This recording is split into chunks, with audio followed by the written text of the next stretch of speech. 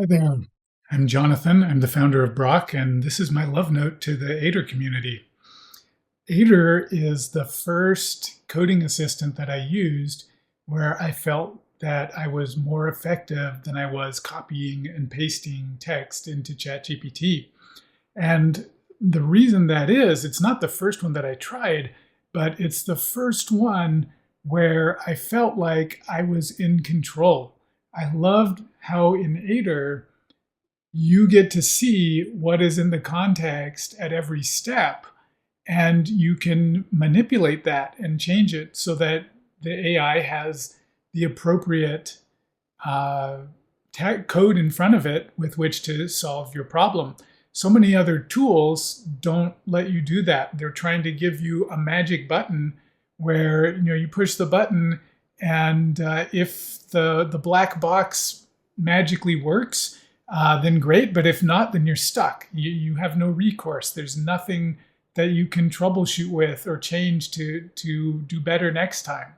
So I really love that explicitness that Aider has. And in fact, I started off by trying to make Aider better. So I made several pull requests about a year ago, and tried to contribute to Aider. And where I hit a wall was where I realized that Aider's repo map is just unable to scale to larger code bases, and that's not really something that you can fix because the repo map is designed around parsing out identifiers from your source files and then using those to do a kind of page rank to figure out which ones are most important. But crucially, those identifiers are not typed. It's not doing any deeper analysis of the code. It's literally just parsing syntax and finding identifiers. And so that means when you get past a fairly small code base size, then the repo map doesn't help you anymore. And in fact, it often just adds noise to your context. So this was actually the genesis of the first version of Brokk. Is I wanted Aider, but with a repo map that worked, if you will. So what I did was I pulled in a static analysis engine, and this was the very first version of Brokk that we're looking at right now. The first command at the top is where I'm saying I want this analysis engine to find all the usages of this class. And then Brokk responds, okay, I've got that in my context now. It's 752 lines. Here's the usage. And then that first line that you see before that, that's the auto context. That's my replacement for the repo map as it existed at the time. And then I said my second command is /read1, referring to that first context piece that I added. And that tells Brokk, okay, now go and take all of those files that are referenced in the usages that you asked me to find and pull those into the context now. So very early on, Brokk was a console-oriented tool like Aider, but with these extra abilities. And as time went on, I started finding the constraints of the console to be more and more limiting to what I wanted to do in terms of being able to pull in richer forms of context, like treating get diffs as semantically meaningful and not just a bag of text, and being able to navigate back and forth in my history and have a non-destructive editing model like you have with a Photoshop or something like that. Lightroom is a better model. Lightroom is non-destructive. Photoshop is not.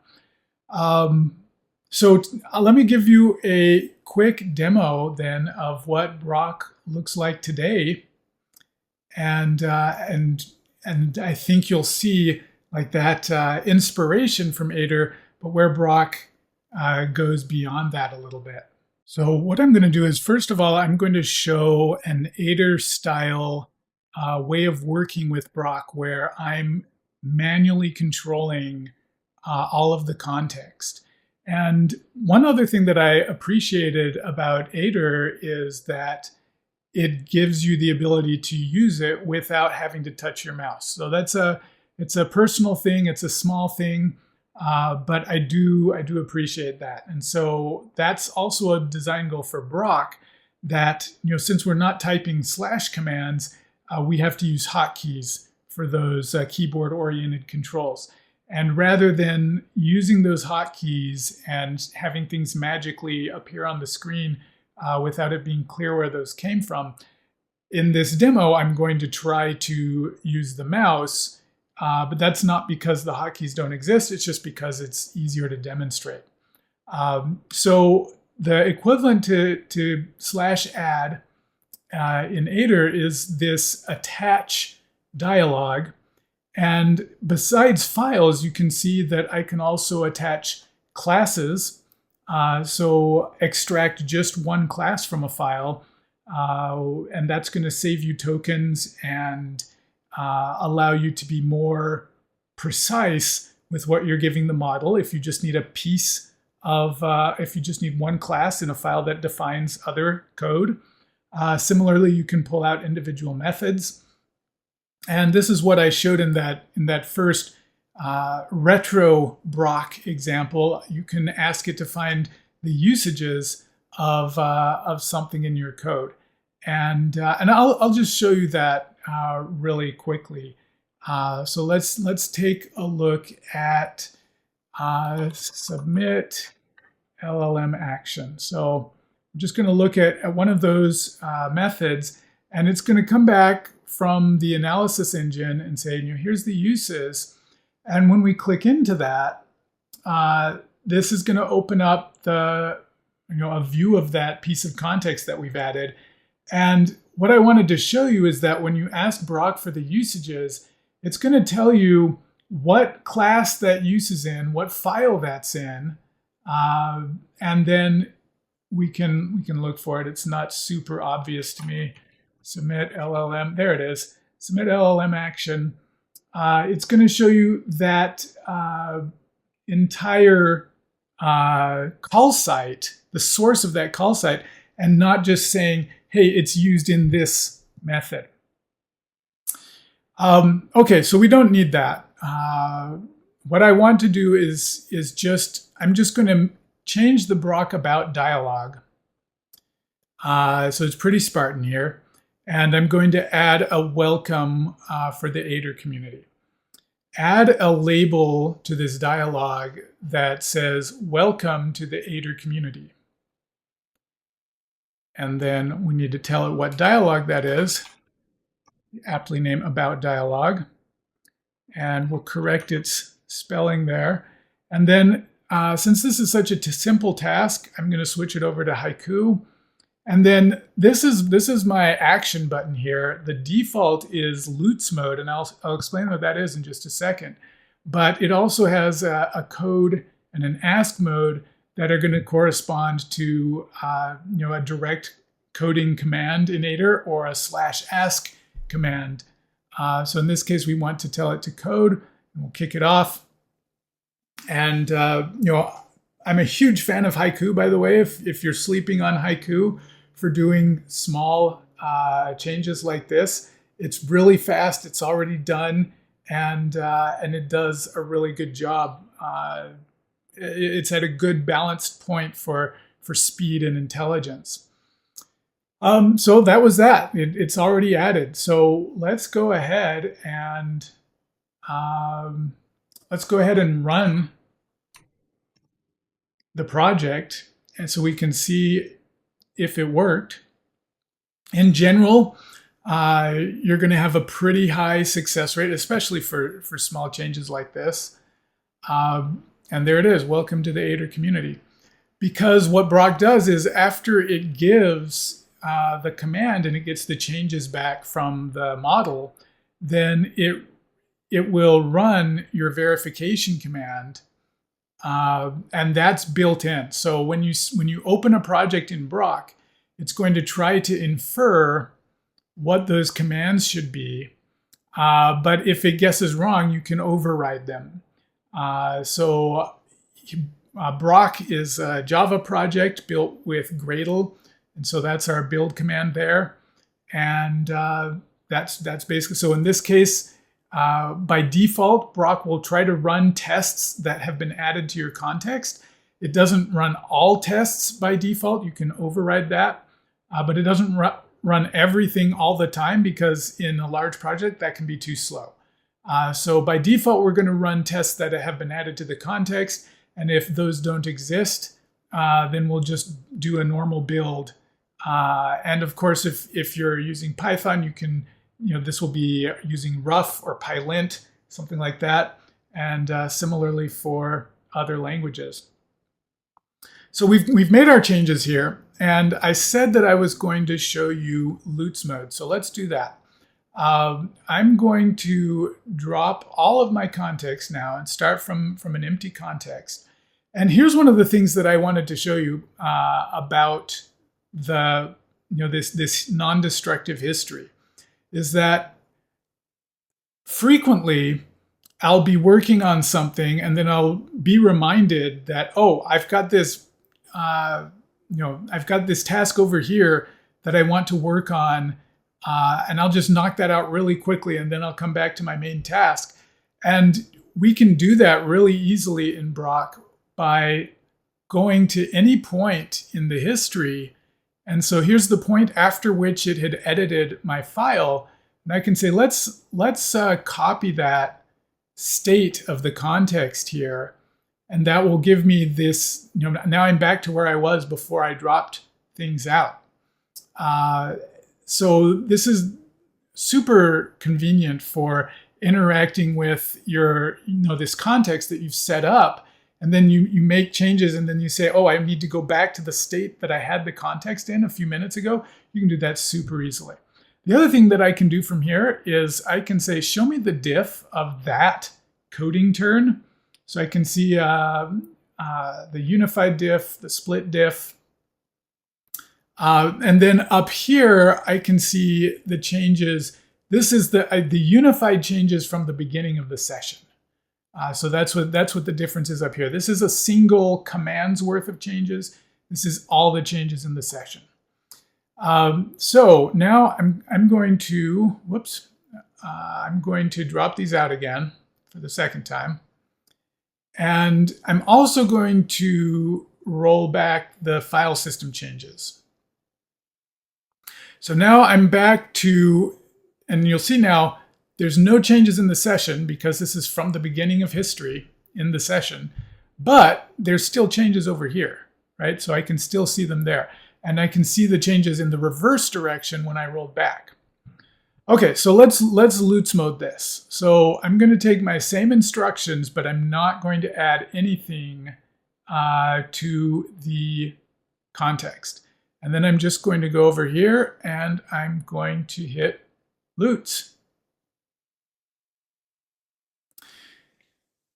Now, normally I wouldn't recommend using Loots mode with Haiku because, again, Haiku's optimizing for speed, and Loots mode is a multi-step planning and execution engine that's going to, you're going to want to optimize for more intelligence in general, because it's going to break down it's going to look for code relevant to your task.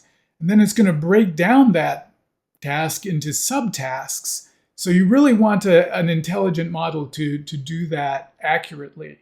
You do have the chance, and we'll see in just a second, you do have a chance to change those tasks manually, but the more we can get the model to do for us, the better. So in general, I would prefer and recommend using Sonnet or using GPT-5 for the Loots mode director. In this case, we're using Haiku. It's fast. It's it's fast. That's its main asset here. So now it created a task and it said, okay, I found the about dialog. It's in the context now, and created a task with some slightly more specific instructions than what I gave it. Now we can just hit the go button again to execute those tasks. And this works for up to a dozen tasks. I would say that probably, just like a human engineer, Brokk has a limited ability to see into the future as it's envisioning changes that stack upon each other sequentially. So if you tried to give it a monster 30 task long epic, I would be pessimistic that it's going to make it all the way through on its own.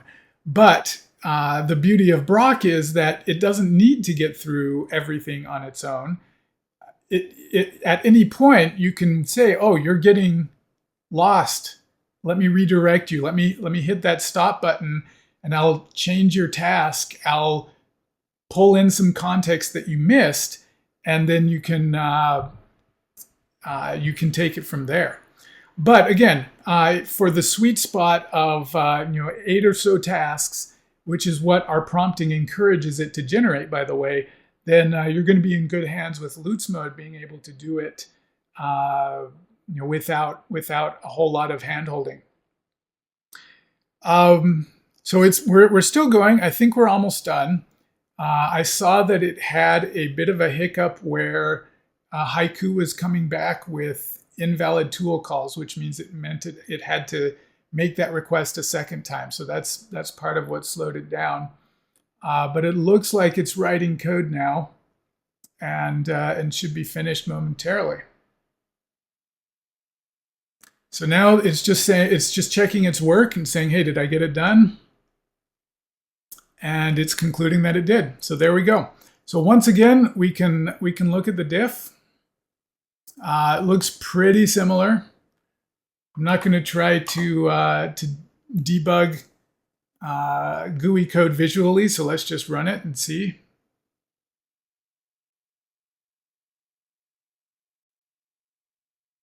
And there you go, similar outcome. So I would definitely recommend giving Lutz mode a try, even if you're very suspicious of agentic coding tools like I was initially. But if you want to stick to the Aider model of full manual control, Brokk offers that as well. Finally, over here, I do have a sign-up code where we'll give you $10 in usage credits, and that's going directly to the LLM providers. That Brock's not taking a cut out of that. That's just, we're just passing those costs along. So yeah, use this code to sign up. I will paste it into the Aider Discord so you don't have to go all OCR on this video. And I hope to see you in the Brokk channel with some questions. Thank you.